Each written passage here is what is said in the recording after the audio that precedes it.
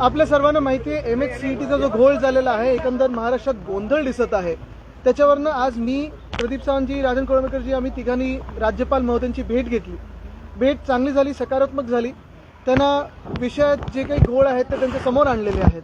मुख्य गोष्ट हीच आहे, मुख्य मागणी हीच आहे विद्यार्थ्यांची की ह्या परीक्षेच्या उत्तर जी काही त्यांनी दिलेली आहेत ही उत्तरपत्रिका म्हणजे आन्सर शीट ही त्यांना मिळावी.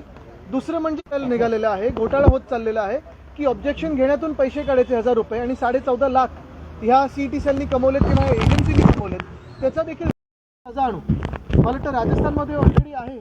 आता मुख्य गोष्ट ही आहे की पेपर फुटीची झाली, मग तलाठी भरतीची होती, मग आता आपण पाहता स्पर्धा परीक्षा, त्याच्यावर कारवाई झाली पाहिजे. पोलीस भरती सुरू आहे, परंतु पावसाळा सुरू आहे. अनेक ठिकाणची पोलीस भरती जी आहे ती पुढे ढकलण्याची वेळ आली. मला वाटतं हे आंदोलन आपण पाहिलं असेल, पुण्यात देखील असेल, अनेक जिल्ह्यांमध्ये ही भरती पुढे ढकलण्याची वेळ आलेली आहे. अनेक जे ॲप्लिकेंट्स त्यांनी पण हे सांगितलेलं, विनंती केली होती. आता आपण पहा, 17,500 पदं आणि 17.5 लाख ॲप्लिकेंट्स आलेले आहेत पोलीस भरतीसाठी. तेही आपण जर पाहिलात तर कितीतरी म्हणजे B फार्मा वगैरे केलेली मुलं आहेत ह्याच्यात. म्हणजे आज आपण पाहतोय 17.5 लाख ॲप्लिकेंट्स 17,500 पदांसाठी. म्हणजे आज आपल्या राज्यातली जॉबची परिस्थिती काय आहे हे लोकांसमोर येते. पेपर फुटीसंदर्भात कायदा यावा यासाठी या अधिवेशनात तुम्ही पुन्हा एकदा मागणी करा. मला वाटतं हे अधिवेशन शेवटचं अधिवेशन आहे खोके सरकारचं.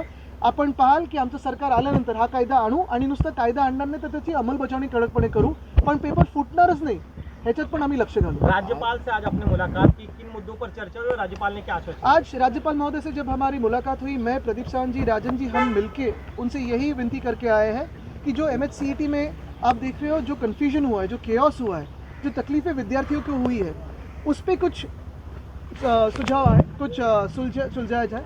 यही बात है. अगर देखें तो प्रश्न जटिल नहीं है, आसान है. जो विद्यार्थियों की मांग है वो यही है कि आंसर शीट दिखाया जाए, जो मार्क्स है वो दिखाया जाए और जो परसेंटाइल सिस्टम है उसके साथ साथ मार्क्स की भी सिस्टम अपनाई जाए. तकलीफ इसी बात की है कि आज से एडमिशन प्रोसेस शुरू हुई है और जो CET सेल है उनको ना लज्जा है ना कोई तकलीफ है इसमें कि विद्यार्थियों की तकलीफ हो रही है. उनकी तरफ से दलील दी जा रही, प्रेस कॉन्फ्रेंस भी लिया गया, लेकिन बुनियादी मुद्दों का जवाब प्रेस कॉन्फ्रेंस लिया गया है लेकिन जवाब नहीं आया है. अटल सेतु पे क्रैक आया कैसे? मुझे लगता है कल जो वहाँ कोई प्रोजेक्ट डायरेक्टर थे, जिस तरह की उनकी बॉडी लैंग्वेज थी और जैसे दिखा रहे थे कि नहीं ये क्रैक्स तो आ ही जाते हैं, उनको सस्पेंड करना ज़रूरी है. क्योंकि दुनिया भर में किसी भी देश में ऐसे कोई जवाब देता अफसर या प्रोजेक्ट डायरेक्टर, उसको सैक किया जाता, जेल में डाला जाता. ये कैसी बात है कि ऐसे ही रोड पे क्रैक आ जाते हैं.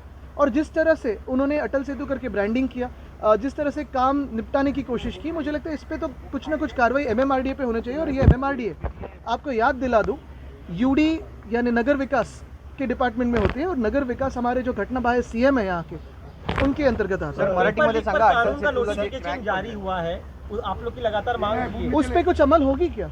हमने तो मांग करी थी कि 10 साल की सजा हो, वो तो कल मान्य कर ली है, लेकिन उस कानून की अमल देखिए हम देखना चाहते हैं.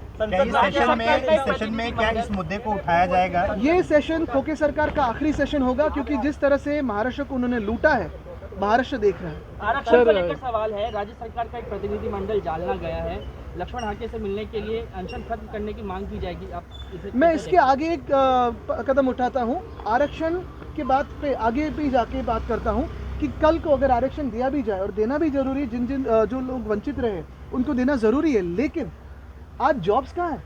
तकलीफ सबसे बड़ी विद्यार्थियों को या युवाओं को यही है कि जॉब्स नहीं है. हमारे राज्य में जब पुलिस भर्ती की बात आती है 17,000 पद है, लेकिन 17.5 लाख एप्लीकेंट्स है. तो यही बात है कि जॉब्स कहाँ है? पण राजकीय पक्ष आहे, आदित्य ठाकरेंच्या विरोधात महायुती आता आक्रमक झालेली दिसते. आज वर्लीत देखील मनसेच्या वतीने बॅनर लावण्यात आले आहे. काही पक्ष सुपारी घेण्यातले पक्ष आहेत, त्यांच्याकडे आम्ही जास्त लक्ष देत नाही, पण नक्कीच सगळ्यांनी तिथे लक्ष घालावं, कारण मेसी आणि रोनाल्डोच्याच विरुद्ध सगळे उतरतात, बाकी कोणाच्या विरुद्ध उतरत नाहीत. डर अच्छा है, एवढे लोक मला घाबरतात, चांगली गोष्ट.